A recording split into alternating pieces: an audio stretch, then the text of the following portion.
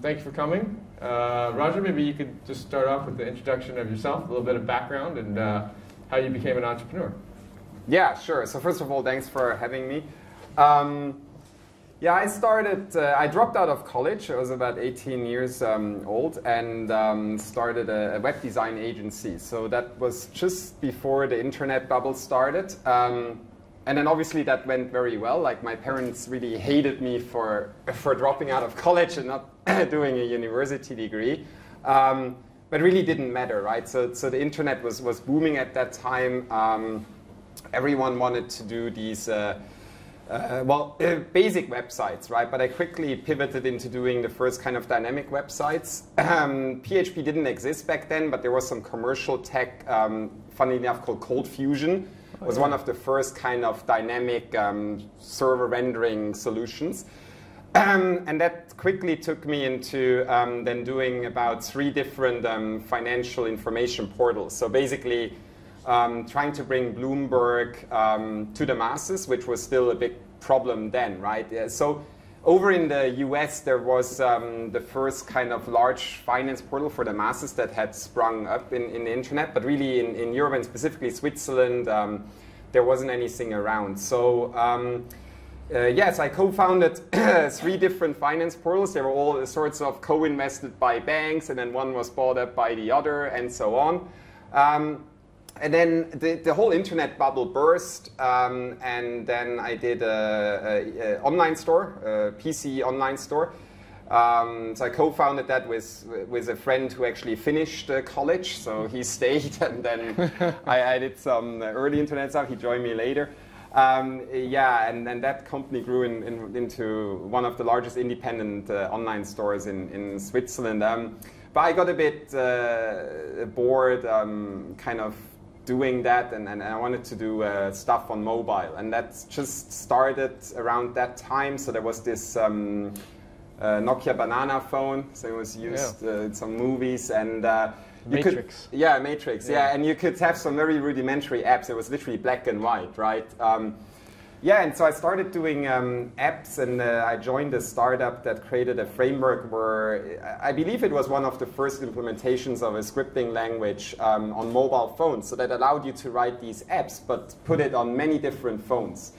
And we did that very successfully for like 5-6 years, and then the iPhone came out, and then 1 year later Android, and that pretty much changed the market. But I basically did that for almost 10 years. We sold this solution to mostly large telecom operators and large enterprises that wanted to do apps. These apps were usually pre-installed on phones. So when you used to buy a phone, right, all these apps were pre-installed. Yeah, and that was a good business, but of course eventually iPhone and Android just kind of killed that market, because independent developers could just build apps on those platforms, and the telecom operators had to realize that they were really just a dumb pipe, right? They didn't want to realize that back then, but this is what they are nowadays. Yeah, and in 2013 I did a bit of stuff with altcoins, so that was when Bitcoin had the first bubble. I started developing some mining pools for some of these altcoins. So they were also called shitcoins at that time, because people took something like Litecoin and just changed the name. So a good example was China Coin. I coded mining pools, but also I did some mining myself, and specifically cloud mining. So back then the game was actually to mine as much as you can in the first few hours of a coin. All coins back then were basically being mined through proof of work. You could mine the first, let's say, 1 day when a coin was created. You would get a lot of coins. And as soon as they got listed on an exchange, you could flip them for a profit. And AWS, of course, did already exist there at large scale. So you could go to Amazon AWS and actually rent 1,000 server instances, right, for just 1 hour. But you'd have 1,000 computers mining that coin in the first hour, right? So I dabbled a bit in that, and was really into it, but then of course the Bitcoin and all the other coin prices went kind of down from something like $1,000 or $2,000 to about $200 and sort of flatline. And after a few months, I felt like, okay, that's not interesting. Ethereum started back at that time. I completely missed that. It was one of those shit coins for me, right, that was there. The difference that time was that there was no other utility to these coins, right? It was simply just, well, we took Litecoin, we changed the name, and it was a pure marketing play. Yes, I did a few different things since then, like some few IoT devices, stuff like that. And then last year I felt like, hey, this there was really a use case here where blockchain makes a lot of sense, and that was all around data storage, and so that's how Datum started. So thanks for the background and sharing your experience. What? So I mean, you said okay. So you obviously had some experience in crypto far before the mainstream had heard about it. So how did you? Was it because of sort of the hype that you realized, hey, look, I should use this opportunity to jump in and then think about, reverse engineer a use case for a utility token, and then, oh, okay, I can make a project and let's start this? Or was it, you were thinking about this the whole, for a while, you had conceived this idea, and then all of a sudden crypto was back, you took advantage of the momentum. How did I think it was both. So as I said, right, I missed Ethereum, which started around that time, 2014, I think early it was announced or something like that. At that time, most projects were just coins, right? You couldn't build smart contracts or do much useful things beyond just moving coins around, which is almost always just a payment use case. So I actually didn't pay much attention to the space until beginning of last year when really the ICOs started to take off, right? And of course the fundraising part played into this. I was working at the time on a Fitbit for babies, right? And we collected a few million data points on babies' health data, and we had to comply with this HIPAA Act in the US, which is a huge pain. It goes way beyond GDPR. It basically tells you how you have to store health data. And then especially if this data is also from minors and children, it gets even worse, right? So we had lots of trouble doing that, and I felt, hey, this is really something that other developers would feel that pain as well once this GDPR law starts in the EU. I'm sure all of you have heard, right? It's a data privacy regulation, and that's when the use case for Datum kind of started to develop, right? There was this question, well, can we, so our aim is really, or what I wanted to achieve, right? We were collecting all this data around babies, and we were actually mostly kind of targeting to sell it to people like Pampers and the pharma industry.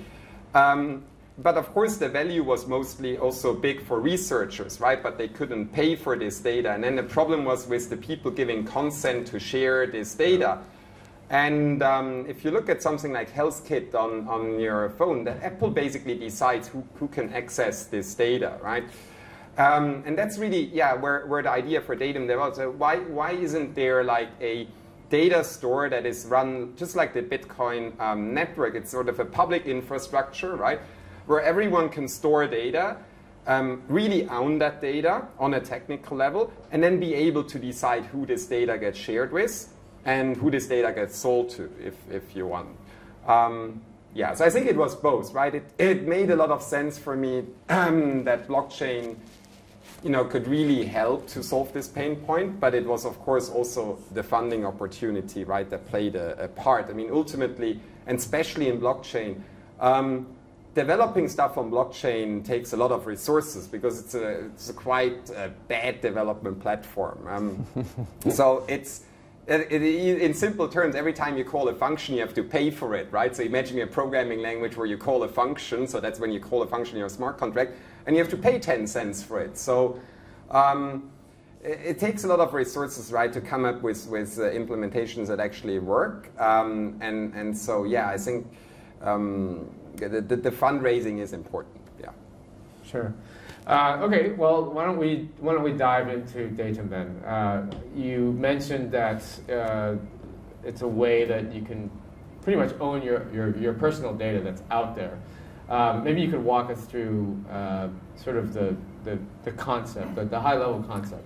Sure. So at the moment, many apps that you use, a lot of the data ends up at AWS, at Microsoft Azure, at other cloud services in hosted databases.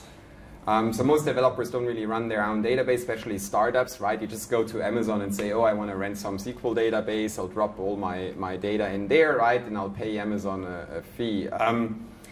Now, the problem with that is that, first of all, usually developers are not big on security, right? So that's why we always see all these data breaches happening. Data is stored unencrypted. The second problem is that data is almost in a silo. It takes a lot of development efforts to actually create APIs that can access this data. And so if you put it in your private database and there is no pre-established APIs how to access this data, and in many cases it just sits there until the developer finds a way to monetize this data. And that usually only happens in really big cases. So what we're trying to build is basically an alternative for developers where they can put data, where this is all GDPR compliant, so that's a big pain point for the developers. And importantly, that you as an owner have some ownership over that data and have transparency of what happens to this data. So whom is this data shared with, who accessed this data, at what point in time. All of these things are actually mandated by GDPR anyway, so it's something that companies and any developer has to comply with and implement now. I think the big difference, what we are going for is that we want you to be confident to put sensitive data in this system, right? For example, let's say your financial information or your Coinbase, your crypto wallet information, because ultimately that's the data that can be used to build very interesting and useful services, right? Like data, what websites you visit, everyone has that, right? So literally nowadays there are so many ad tracking networks that everyone basically knows what websites you visit, but what is really hard to get at is first-party data. So we're trying to basically build a system that you as a user can trust without having to trust the developer. So data goes in, you are the owner, it's encrypted with your key, and the developer only gets a permissioned access to this data. But you can pull that access at any time. So it's similar to when you're using apps and they ask you to log in with Facebook or Google. Right. So a similar thing goes on there, but that data just goes into Facebook and Google, and then it pretty much sits there, right? And Facebook and Google basically control who can access or use this data. And we just felt like, hey, there needs to be an open system as an alternative to that. And you would probably, I'm not sure if you would log in your bank with a Facebook login, right? And give Facebook all this data, probably not. So we're trying to solve that problem, right? We're trying to be this kind of login where you feel, okay, where you can put your trust in and say, okay, so not even Datum has access, right? The network doesn't have access. The people, the storage nodes who run these networks can't access your data, right? So you're really in control. Okay, so that's pretty interesting. So what are some of the types of data, like the, I guess, financial data, health data is obviously quite sensitive. Anything government issued, sort of like, you know, IDs and that correct. Sort of thing. So we go for this very sensitive kind of first party data, right? So we started now with things like crypto wallets, so Coinbase, my Ether wallet is one of the big Ethereum wallets, right? So you can basically link in these accounts. We take a snapshot of your balances, and then advertisers can anonymously target you through us. But all of this is transparent. It's controlled by you, and you actually get paid when this data gets used. And this targeting is worth a lot of money. So in our case, the users that are best qualified, they get paid $5 on our current app for receiving one email promotion from a company. And companies are happy to pay that if they know that you fulfill certain criteria. Like, for example, you have a Coinbase account and you have at least like 1 Bitcoin in there, right? And so we're definitely looking at the healthcare sector. Also, still coming out of the crypto sector, of course, KYC information. When we talk about data, it's also important who is in the market right now to pay for this data, right? Because we'd love to collect health data, for example, and make it available to researchers. But if there's no money involved, it generally doesn't work. And there's many websites where you could upload, or not that many, but there are some like openhealth.org and websites like these, right? You can basically upload some data. But these communities are very small because there is no kind of monetization behind it. So we really feel it's important to initially for us focus on data that sells. Realistically, if you look at the data market, advertisers have lots of money to pay if they can get qualified leads. And so that is really what we focus on. If you look at the IoT and smart home sector, for example, if we would be collecting temperature data from your smart home devices, it's much harder to actually sell that to a company and achieve the same value than an advertiser would pay for a lead. So you have temperature data of your home, sure, you could sell it to a fire insurance company or whatever, right? And they may do some big data analysis on it. But ultimately, data needs to lead to insights, and these insights need to be actionable, right? And the advertising market is probably one of the biggest markets for this at the moment. Yes, absolutely. So I'm just curious because, okay, I understand the sort of business model and the value proposition that your company is providing.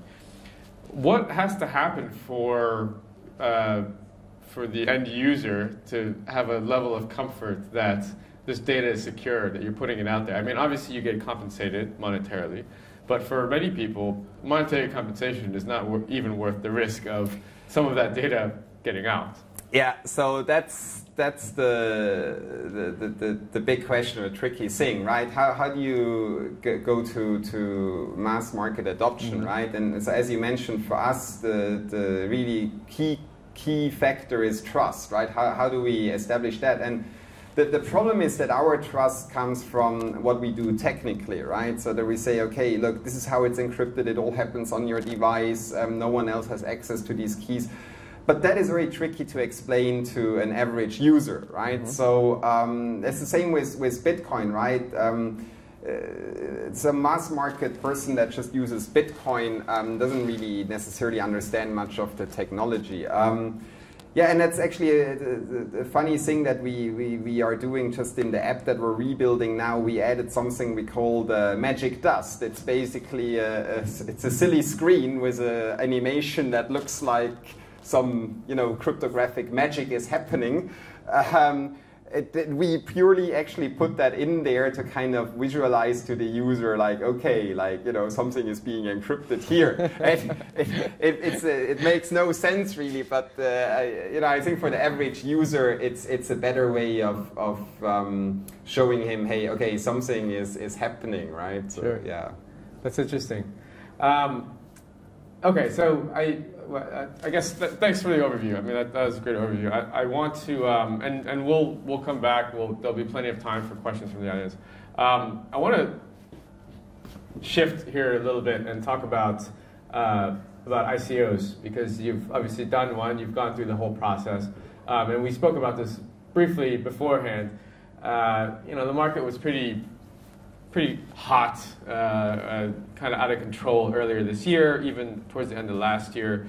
A lot of scam ICOs, spammy ICOs, and what you just described to us right now here today, you're a startup, so this is no different. But at some point you chose to do an ICO as opposed to going traditional venture back, or you might have venture backing. I don't know. I didn't ask you beforehand, but. Why ICO? What was the benefits of that? What are the pitfalls that you should avoid if you're thinking about doing an ICO? Sure. So first of all, the platform that we're trying to build is a public network. So it's like the Bitcoin network.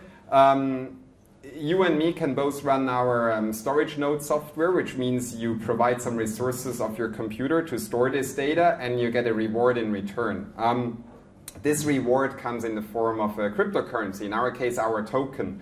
That's the basic idea behind Bitcoin is like if there was no monetary gain for miners, right, it would be hard to find volunteers that have enough incentive to really keep this running and actually secure it at scale, right? And we need the same sort of economic aspect to actually build this this kind of decentralized database, right, as a public infrastructure, which means that it's not us running this network, it's other people that provide their resources, right, literally 10,000 people spread out all over the world. And so to do that, you know, cryptocurrency is just a good way to incentivize people, right? Then, of course, with the tokens, there's more utility to it than just running a node, right? So in our case, of course, people are paying to store data, so those are the developers, and people can earn these tokens for running the node. So it's really like we knew that if we want to do that as a public network, and if it's not just a volunteer-run network that usually doesn't really work long-term, we need to incentivize people, and we need to have this kind of cryptocurrency or token that powers this network. So that's the first thing. But of course, you could do that differently, right? You could also, I mean, just give that out for free in the beginning or whatever. But of course, then you're back to the problem of fundraising, right? So.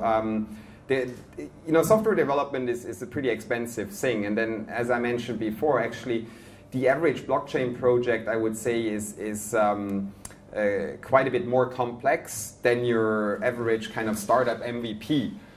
Doing centralized stuff is much easier. So blockchain is not something that you want to do if you're looking for the easy way out, right?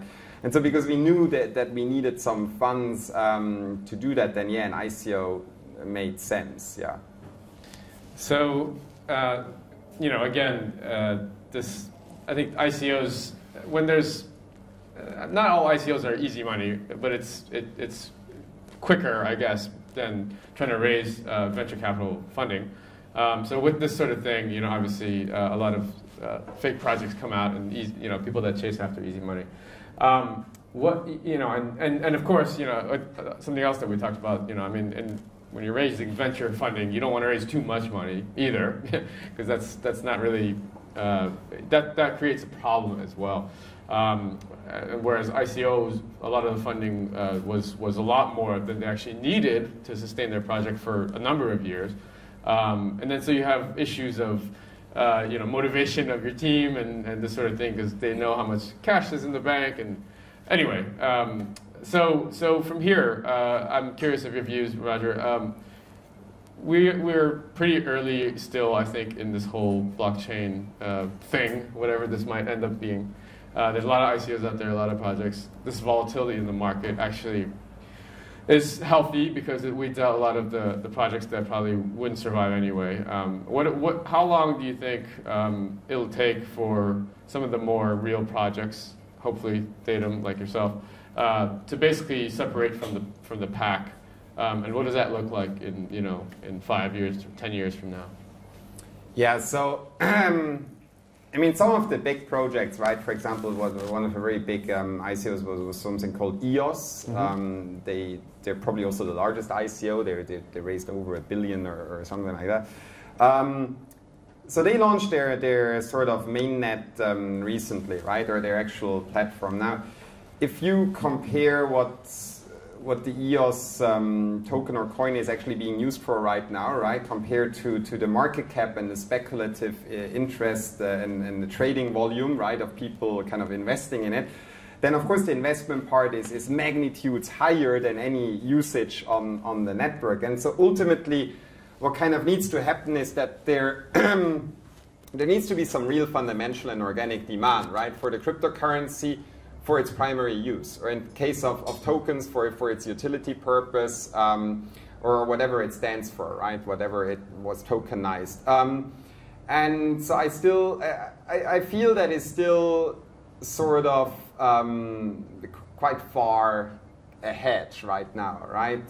So I would be surprised if, let's say, before kind of mid of next year, we'd really see projects massively kind of you know, decoupling the speculative interest and basically establishing a value that is majority-wise driven by the fundamental interest, right? Or by, basically in our case, it's very simple. Developers are paying for storage in the network, and people are paying to acquire data, right? So advertisers. So we need developers and advertisers to basically buy kind of tokens, right? To use the services that our network offers. And that volume needs to become higher than the trading volume. And so to give you an example in our case, so we launched this kind of alpha app end of December after the ICO. And since then we've made over $150,000 in sort of data trades that advertisers paid right through our token. So $150,000 in like 6 months or so is not too bad for your startup MVP, right? And as long as there's growth there. But the problem is that even now in the current market where the volumes are very low, our daily trading volume is $300,000-400,000 a day on average, right? And then back in a few months ago, it was literally millions a day, right? So it's almost like the real demand for the token is just kind of a little drip in the bucket, right? Yeah. And so I think for that really to decouple, yeah, it's definitely going to take some time, yeah.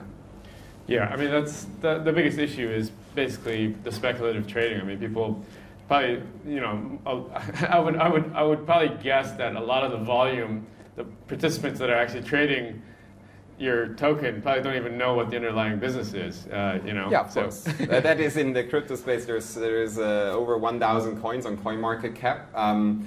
And also, of course, realistically, I mean, a lot of this volume is algorithmic bots, yeah, right? Bots moving around positions with each other, yeah.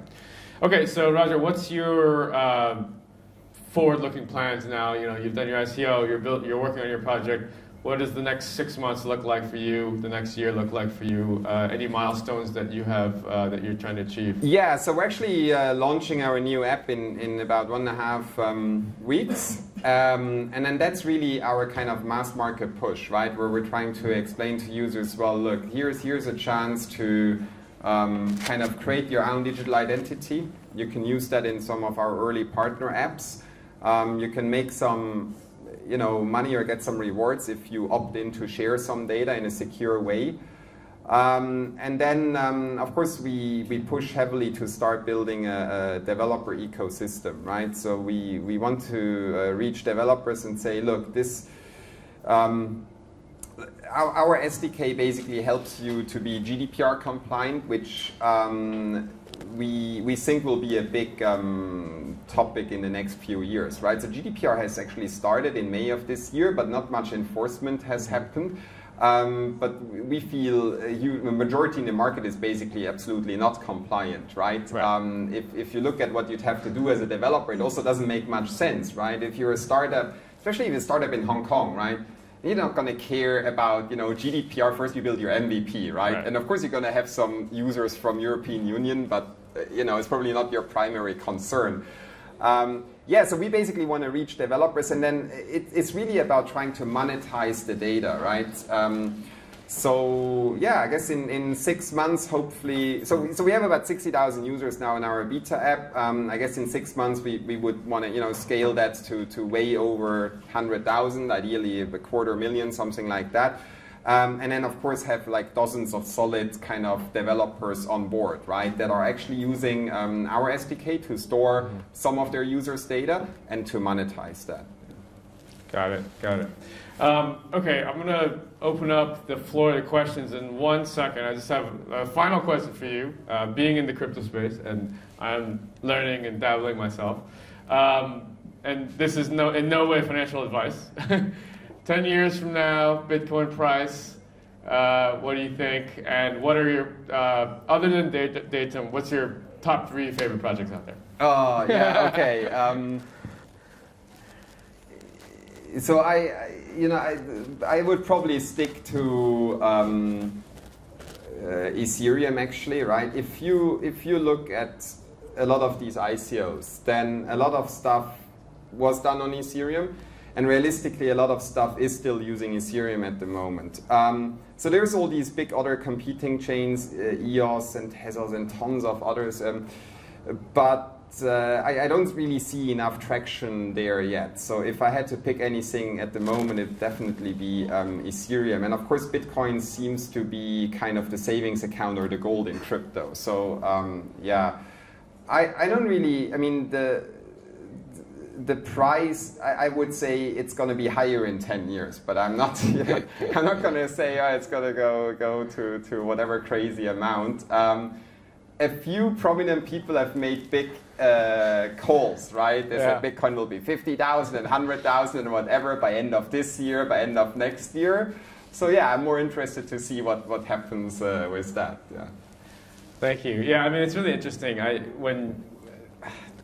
There's a dark side to cryptocurrencies, especially when you're trading them, because it's not really regulated. So when someone that you guys might know who I'm talking about, someone that runs an exchange comes out and puts out a crazy target price, and then the next day he says that Ethereum's a shitcoin, and then you get your short sellers in, and then people buy, and the trade volume picks up. There's a reason they're out there doing that. I mean, it's for their core business. But anyway. Yeah, I mean, that is, I just want to say, I mean, that is part of the cryptocurrency market, right? The appeal for many is actually that it is unregulated. And I don't think this explosion could have happened in a fully regulated market, right? And there's, of course, it's not a secret that there are many market makers and that there's lots of market manipulation. If you look at, it's like penny stocks, right? Of course, Bitcoin and Ethereum have large volumes, but if you go down the list, then a lot of these projects have actually tiny trading volumes, right? And so they're very easy to manipulate, right? And that happens all the time, yeah. So. Great. Okay, I want to open it up for audience questions. Well, thanks, Roger. Before we leave, maybe you can tell us where we could find you, where we can download your white paper, and maybe sign up for that. Yeah, sure. So it's all on datum.org. So, everything's there. Everything is there. Yeah, I mean, we got like the whole, you can join our Telegram channel and so on, but ultimately it's all datum.org, and from there you can find everything. Yeah. All right. Well, let's give a round of applause for Roger. Thanks, Roger. Thanks.